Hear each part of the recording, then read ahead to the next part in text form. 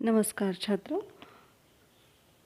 हिंदी सुगम भारती कक्षा 8वीं से पहली इकाई से आज हम हृदय का उजाला ये कविता देखने वाले हैं। इस कविता के कवि है रमाकांत यादव। परिचय करवा देती हूँ। रमाकांत यादव जी हिंदी भाषा के सजग रचनाकार हैं। इनकी रचनाएं राष्ट्रीयता एवं नैतिकता के भावों से परिपूर्ण है। इनकी प्रमुख कृतियाँ हैं हृदय का उजाला, यह समय कब तक रहेगा, गीत जिंदगी के, अपनापन आदि रचनाएं विभिन्न पत्र पत्रिकाओं में प्रकाशित हुई है। कविता के संबंध में कहती हूँ, पद्य के संबंधी ध्यान से सुनिए छात्रों। प्रस्तुत गीत में कवि रमाकांत यादव जी ने हमें दीपक जैसा बनने के लिए प्रेरित किया है। इनका मानना है कि त्योहारों उत्सव के अवसर पर दिखावा करने की जगह भूखे पेट को भोजन, खुले तन को वस्त्र देना, दीन दुखियों की सेवा करना अधिक श्रेष्ठ है। ये कविता के माध्यम से कवि ने समझाने का प्रयास किया हुआ है। आइए ध्यान से सुने। मैं कविता का वाचन करती हूँ, अर्थ स्पष्ट करती हूँ। कठिन शब्द के अर्थ भी मैं आपको बीच बीच में बताने वाली हूँ, उन्हें भी आप ध्यान से सुने या फिर अपनी नोटबुक में लिख सकते हैं। जलाते हो क्यों तुम दीप स्नेह भर, अपने दिलों के दीप तो जलाओ। स्नेह यहाँ पर इसका अर्थ लिया गया है तेल। सजाते हो तुम सब उजालों से घर, क्यों अंधेरे हृदय में उजाला तो लाओ। कहीं तो दिवाली, कहीं सुनापन है, सुनापन उदासी, कहीं झूमे खुशियाँ, कहीं गम ही गम है। गम दुख शोक यहाँ पर अर्थ लिया गया है। उन दिन दुखियों के दुख को मिटाओ, अपने दिलों के दीप तो जलाओ। दीन यानी गरीब। अर्थ स्पष्टीकरण करती हूँ छात्रों, ध्यान से सुनिए। कविता के माध्यम से कवि कहते हैं कि त्योहार और उत्सव के अवसर पर अपने घरों को दीपों से जगमगा कर खुशियाँ मनाने वाले लोगों को संबोधित करते हुए कहते हैं कि आखिर तुम लोग दियों में तेल भर भर के दिए जलाकर इस तरह खुशियाँ क्यों मनाते हो। अगर जलाना ही है तो अपने हृदय के दीप जलाओ। जहाँ अंधेरा छाया हुआ है, अपने हृदय में उजाला फैलाओ, जिससे उस पर पड़ा हुआ अंधेरा रूपी पर्दा हट सके। हमारे समाज में बहुत असमानता है, ऊंच नीचता है, गरीब अमीर है। कहीं दिवाली की खुशियाँ मनाई जाती हैं तो कहीं उदासी का साया दिखाई देता है। कहीं लोग खुशियों से झूम रहते हैं, यानी सुखी संपन्न दिखाई देते हैं, और कई दुख और शोक का माहौल है। लोग गरीबी और लाचारी के दिन काट रहे हैं। इसलिए कवि कहना चाहते हैं कि लोगों से कहते हैं कि वे ऐसे गरीब और लाचार व्यक्तियों के बारे में सोचें, उनके दुख दूर करें। यही इन पंक्तियों का अर्थ है। आगे की पंक्तियाँ ध्यान से सुनिए। ना फुलझड़ियाँ चमकाओ, ना फोड़ो फटाके, भोजन नहीं जिनके दे आओ जाके। उनके जख्मों पर मलहम लगाओ, अपने दिलों का दीप तो जलाओ। जला दीप तुमने अंधेरा मिटाया, पर क्या किसी भूखे को भोजन कराया।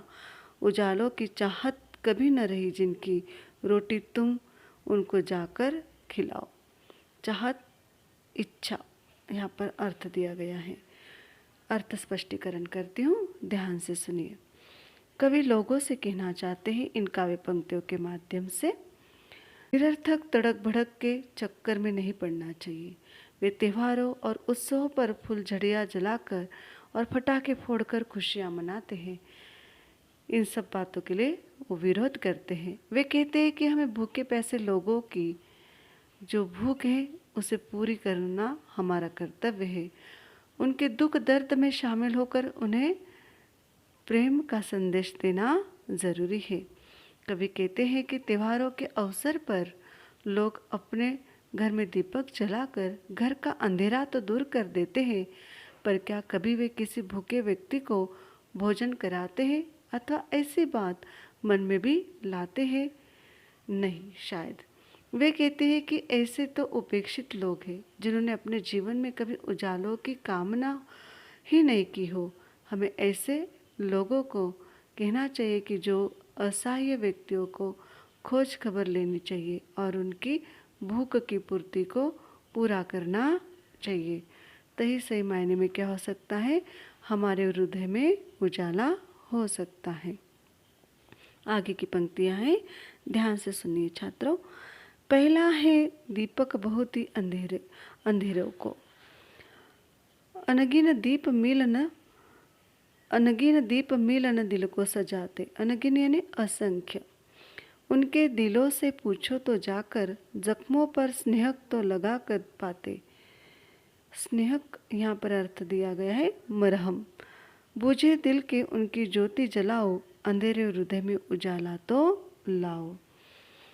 इन पंक्तियों के माध्यम से कवि कहना चाहते हैं कि अंधेरों को दूर करने के लिए एक ही दीपक पर्याप्त होता है, एक ही दीपक काफ़ी होता है। असंख्य दीपों को जलाने से हृदय की खुशी में कोई अंतर नहीं होता है, यह व्यर्थ का दिखावा होता है।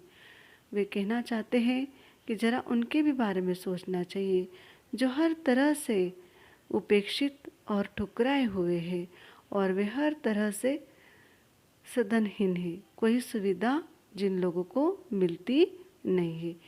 ये ऐसे लोग हैं जो हर तरह से निराशा में जकड़े हुए हैं और उदासी में रहते हैं। ऐसे व्यक्तियों के दिल में प्रकाश की किरण पहुंचाना और उनमें चेतना जगाना हमारा परम कर्तव्य है। कविता के माध्यम से कवि ने हमारे देश में एक और जहाँ लाखों लोग गरीबी रेखा के नीचे अभावग्रस्त जीवन जी रहे हैं और उन्हें एक वक्त का भोजन भी नसीब नहीं हो रहा है, तो दूसरी ओर ऐसे भी लोग हैं जो त्योहार और उत्सवों में सजावट करते हैं, बाहरी दिखावे में पानी की तरह पैसा खर्च करते हैं और अपनी खुशियों को मनाने का प्रयास करते हैं। लेकिन कवि का कहना है कि ऐसे लोगों को इन दीन दुखियों के दुख दर्द के बारे में सोचना चाहिए, क्योंकि अनावश्यक कार्यों में पैसे बर्बाद करने की जगह जो लोग भूखे हैं, असहाय हैं, दुखी हैं, गरीब हैं, उनके भोजन की कोई व्यवस्था नहीं है, ऐसे लोगों को, दीन दुखियों को, जिनके पास तन ढकने के लिए वस्त्र नहीं है, ऐसे लोगों की सेवा करना चाहिए। यही सबसे अधिक श्रेष्ठ है। ये कविता के माध्यम से कवि ने अपनी पंक्तियों से स्पष्ट करने का प्रयास किया है।